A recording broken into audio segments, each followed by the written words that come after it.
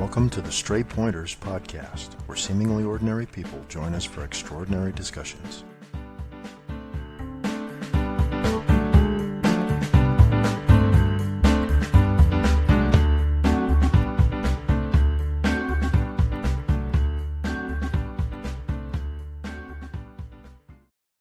You're listening to Season 2, Episode 14 of the Stray Pointers podcast. This episode was recorded on September 18th, 2024. I'm your host, Jim Lawless. For more information about the show, including the show notes for this episode, please visit straypointers.com. Making her third appearance on the show is horror novelist Angela Sylvaine. Angela, welcome back to the show. Hi, thank you so much for having me. My pleasure. We had just talked not too long ago, a few months ago, about your second and third books. At the time, The Dead Spot, Stories of Lost Girls had just come out, or was about to, and you talked a little more about your third book, Chopping Spree, which, when you count Frostbite in that mix as your first book, that would make Chopping Spree your third book. And so, let's see, we're recording this on September 18th. Chopping Spree is due to be available on the 24th of this month. Is that correct? That's great, yes. Has anything interesting happened regarding that book since we've last spoken? Well, it's certainly exciting to have it come almost to publication. There's a lot that kind of happens between finishing the book and getting it across the finish line. So a lot of my initial readers have read it, like the initial reviewers and people who get what's called an ARC, an advanced reader copy, and it seems to be being well received. So we've got a bunch of initial reviews coming in, and people seem to like it. We're just before Halloween, so I'm hoping it's going to be a good launch because people are going to be looking for something spooky to read for the Halloween season. And this is a retro 80s mall slasher, so I think it's kind of a fun one. It's one where you don't really have to be a hardcore horror fan to enjoy it, I don't think, because it's got a bit more fun kind of woven in.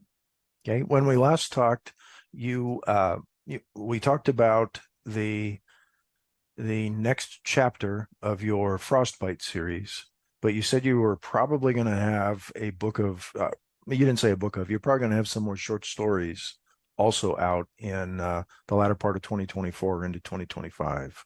Can you tell us a little bit about that? Yeah, so I actually have a couple now that have come out or will be coming out soon. I'm refreshing my memory because sometimes it always like kind of blends together in my mind from one week to the next. So I'm actually opening my list so I can see, but I have a couple coming out before the end of the year.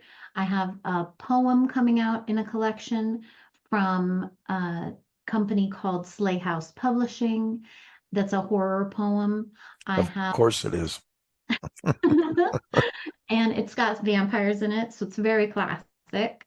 And then I also have another story coming out in a collection called Found 2, which is a sequel to another anthology, and it's all stories based on found footage. So you might be familiar with the found footage movie phenomenon where someone finds a videotape like a Blair Witch type thing. Yeah. These are all stories based on that concept, and mine is like a found series of messages between two people that kind of tell a story, and then newspaper clippings. So that story is coming out in October. And then I also just had a story come out in a collection called It Was All a Dream Too. That's about horror tropes, like twisting horror tropes. And so for this one, I did a story based on Bloody Mary, the legend of Bloody Mary, and you look in the mirror and say her name and she appears. So that story is kind of an origin story of where Bloody Mary really came from. Okay. When we last talked, you hadn't quite given a name to your second Frostbite book. Have you come up with a title for that one other than Frostbite 2? No, Okay. I haven't. It's still cooking. I think I'm kind of on deadline to finish that book by the end of the year. Okay. So hopefully by then the title will reveal itself to me. Okay. Are there any other new writing projects that you have on the horizon? Not yet. I'm always working on short stories and I have a lot of submissions out there, so hopefully, you know, I'll have more to come that I don't know about yet because they're still being considered. And then once I finish Frostbite 2, honestly, I'll have to kind of decide what I'm going to work on next. And there's no shortage of ideas, so we'll see which one gets my attention.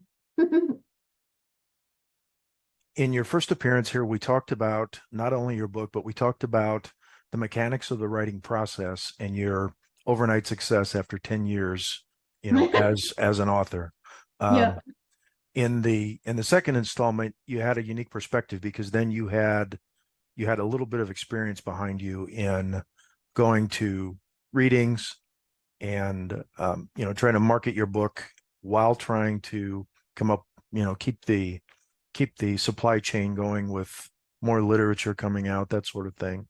So I was a little lost in trying to figure out what we were going to talk about tonight when we had talked about your third appearance here. So you and I had talked, and what we thought might be a good idea for this episode. We're recording in mid-September, but this isn't going to air until October, which I think of as the Halloween season.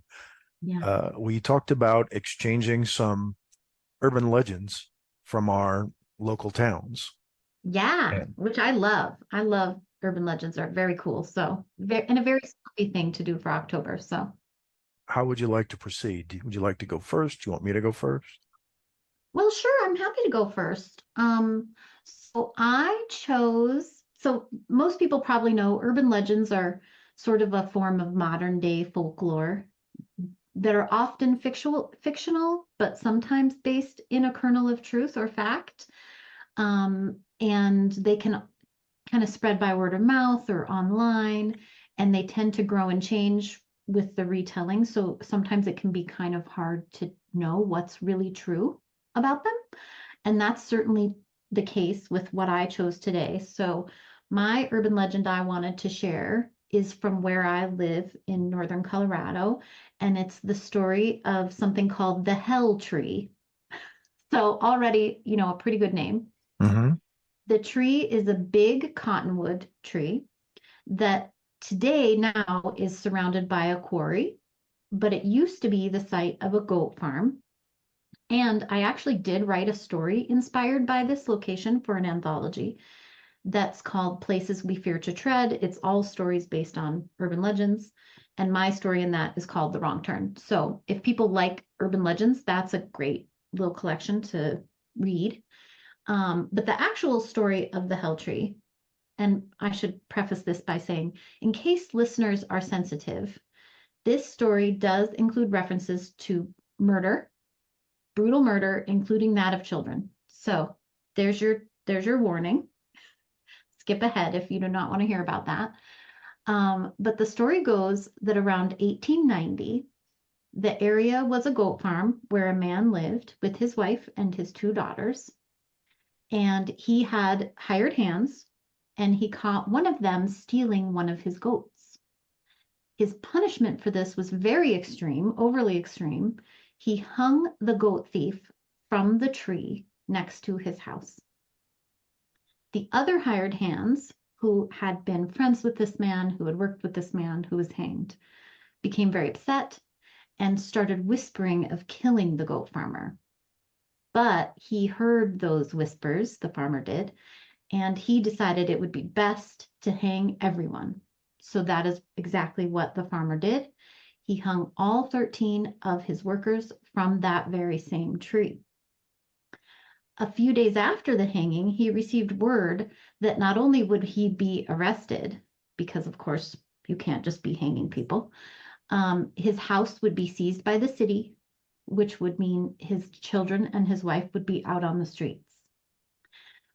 And also, he heard that an angry mob had begun to assemble and were planning to come after him.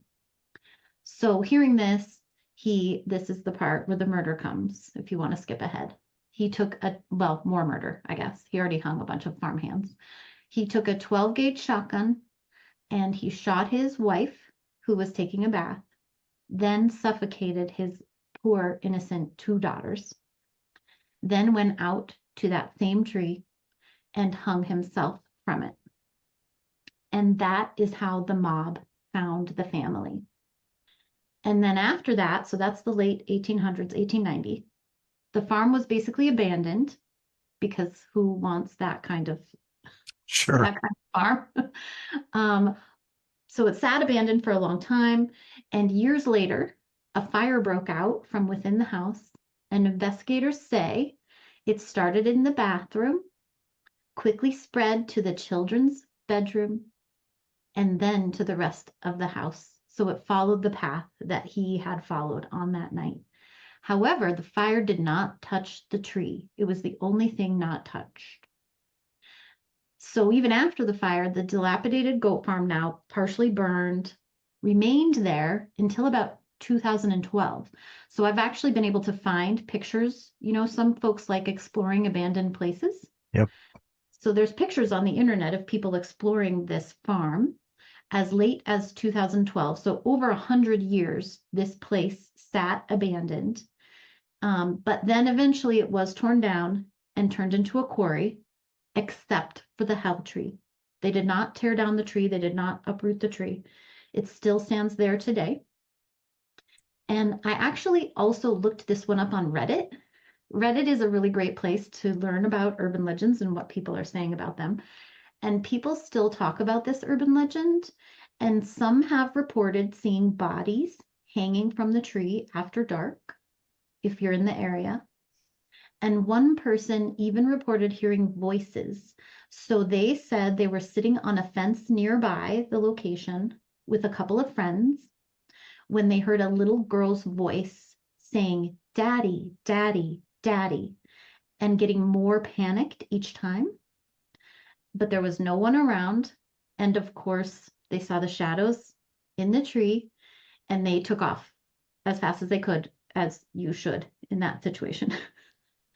So that was pretty creepy.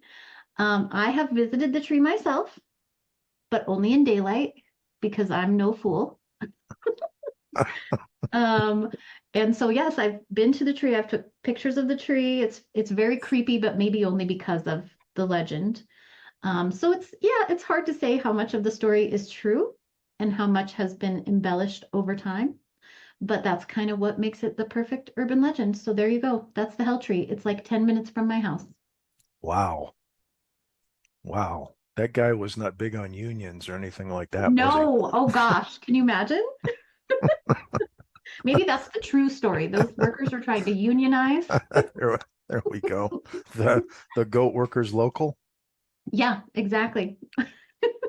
Oh, I don't think I can top that one, but this is actually from my hometown, Okay. Council Bluffs, Iowa.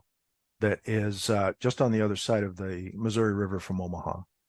Uh-huh.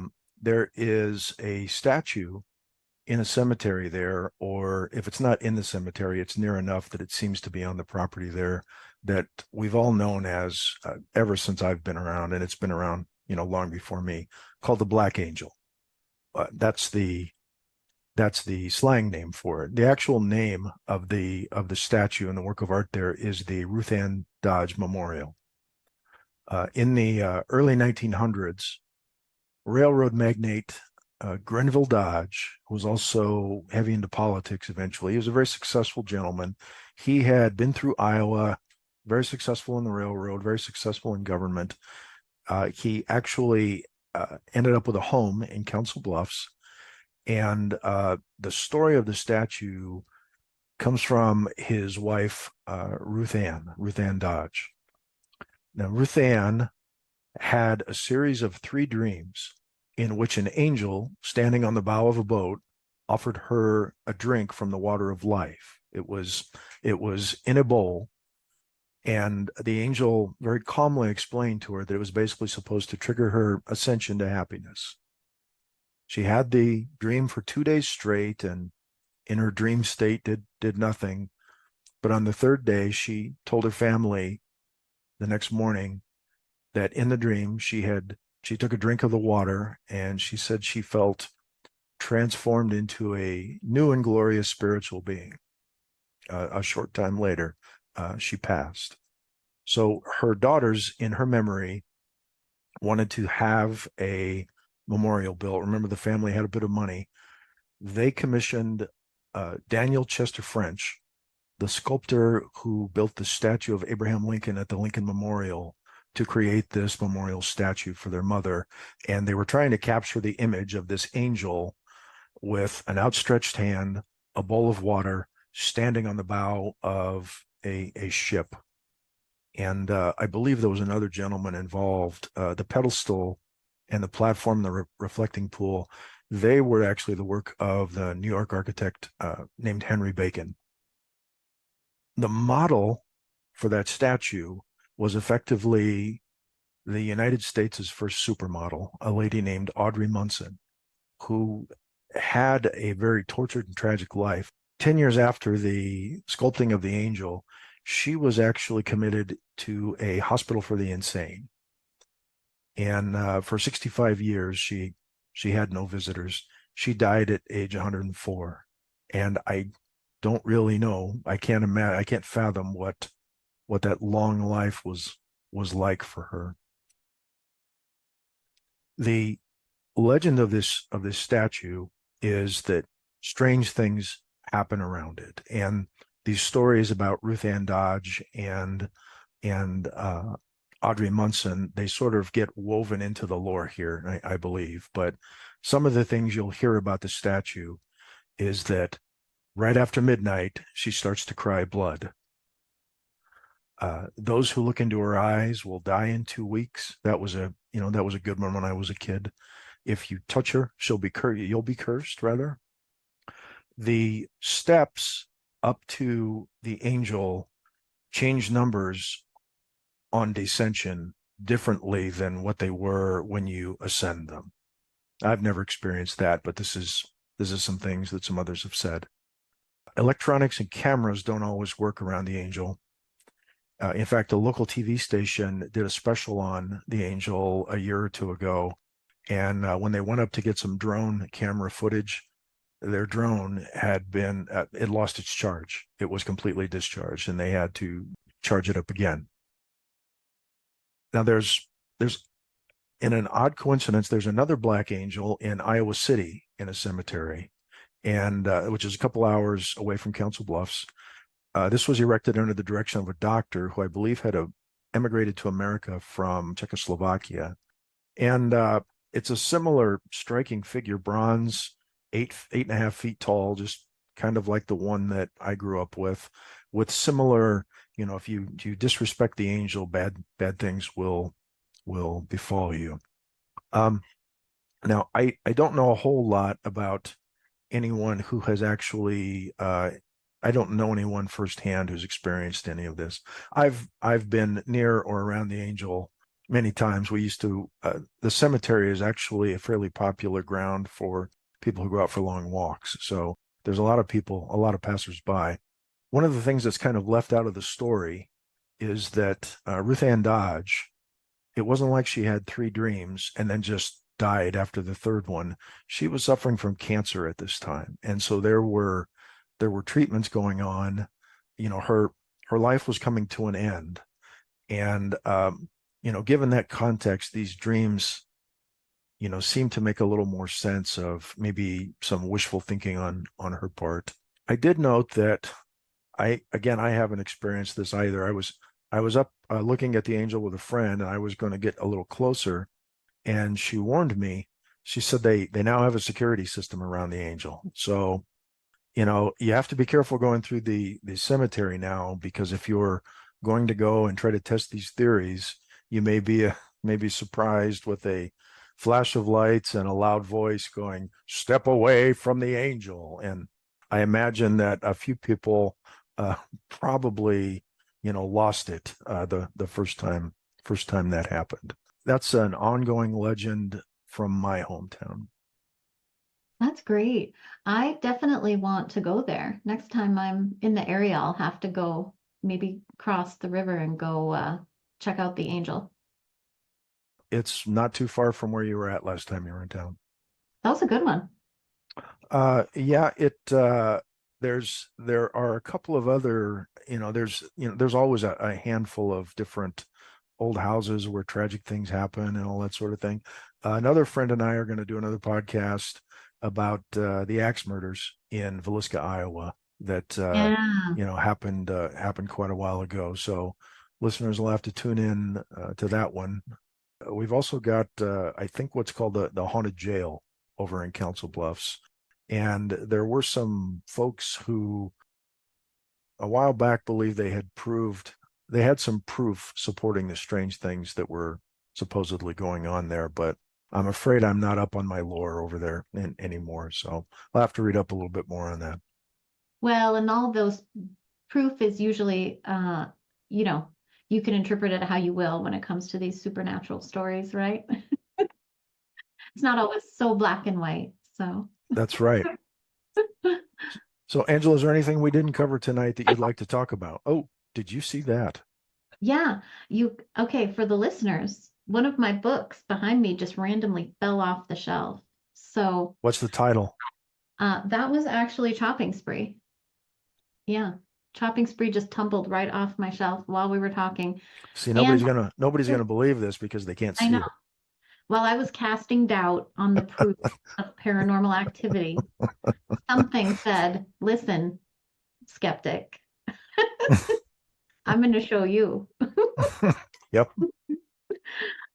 And I don't, maybe we should let this paranormal being have the last word. I don't have anything else. Well, if they do, I'm going to edit it out. So so let them get their own podcast. Yeah, come on, be respectful. All right, Angela, it was great having you on. We'll need to have you on again. Thank you very much. Thank you. My pleasure. Thank you, everyone, for listening. Let's do this again soon. Take care.